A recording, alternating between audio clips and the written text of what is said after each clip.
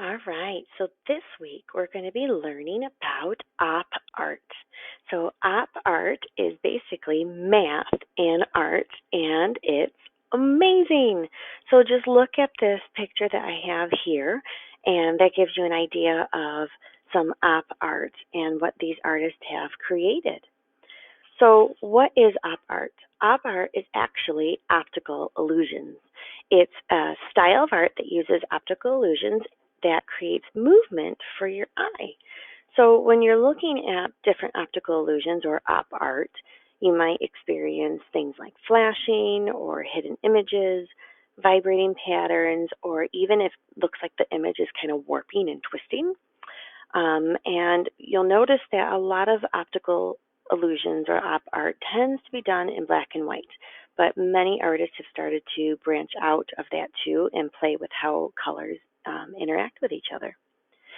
So, some famous op art artists include Bridget Riley and Victor Vasarely.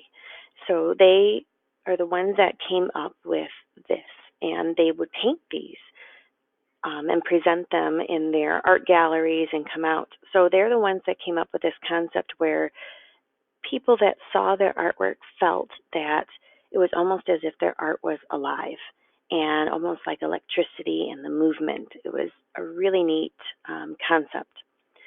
So let's look a little bit deeper into Bridget Riley. This one is called Movement in Squares.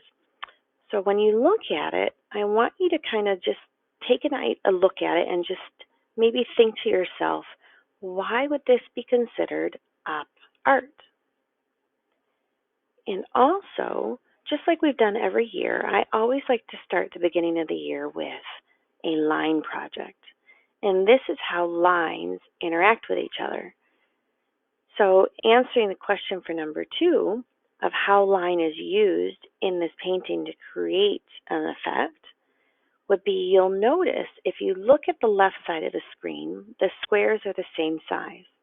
But as it moves over in the picture, you'll notice that the lines of the squares become closer together and skinnier. And that's what makes it look like it's going in and going back into space.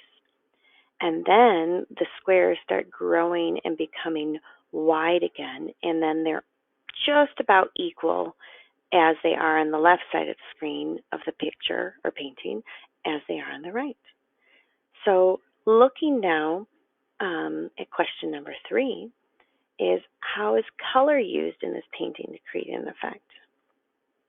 Just think to yourself maybe, why do you think black and white is most effective in getting this across?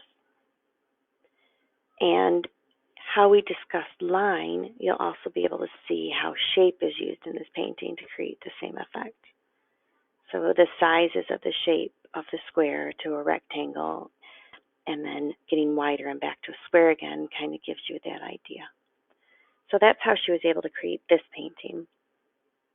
Now, the next one is Victor Vasarely. He was the other op art kind of starting with it, a painter. And this one is his most famous one, is called Zebra. So doing the same questions again, think a little bit to yourself of why this might be considered op art, how line is used. Are the lines straight? Are they curved? Do they change? How color is used and shape? Now, in order for the zebras to stand out, you'll see that they followed a pattern. So when it came to the shape of the zebra, if it was white outside of the zebra, the line became black inside the zebra. They kind of switched. So you'll notice it follows a pattern of black, white, black, white, black, white. And it goes back and forth that way. So the last one I wanted to show you for today is what would you do if this was your school hallway? Do you think you'd feel like you're falling in? So this is an optical illusion that was actually made out of 400 tiles. And the artist that did this, like it looks like it's caving underneath and that you might fall into the sinkhole, but it actually is level and straight. So when you walk on it, you do not dip anywhere. It's just the illusion of how the lines in those squares changed. All right, so our project that we're going to be doing is actually called a optical cube. So I'm going to be in our Google Classroom, and part of this that you'll see the slide that I have. You'll be able to click on a practice sheet today, and then you'll also be able to look at a packet and see what I have. So here is the tutorial packet that you'll see in our classroom, and then also the cube templates will be the following week.